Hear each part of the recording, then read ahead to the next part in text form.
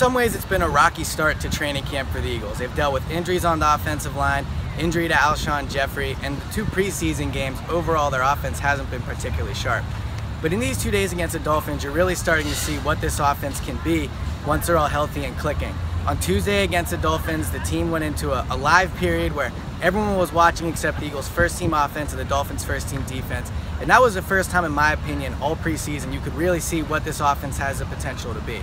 Carson Wentz was 4 for 5 on the drive. He took the team about 60 yards, I would say. They did stall and end up in a field goal, but he was connecting with Alshon Jeffrey on the drive. He connected with Zach Ertz on the drive. Nelson Aguilar had a really nice catch in traffic. So it was really the Eagles' offense at its best, and especially compared to what the Dolphins' offense did on that same drive, where they didn't get much going. So watching the Dolphins' offense struggle, and then watching Carson Wentz in this offense step back on the field and perform great, was kind of, in my opinion, the first sign where this team and fans could be excited about maybe this offense being as good as people think. They have about 2.5 weeks till they play the Redskins, so not a ton of time to acclimate Alshon, but over the past 2 days, you've really seen Wentz and Alshon start to be on the same page. Alshon probably has about 8 catches over the past 2 practices, which is more than he had in the first 3 weeks combined. Now, not all the passes from Wentz to Alshon are great. They're still clearly trying to get on the same page.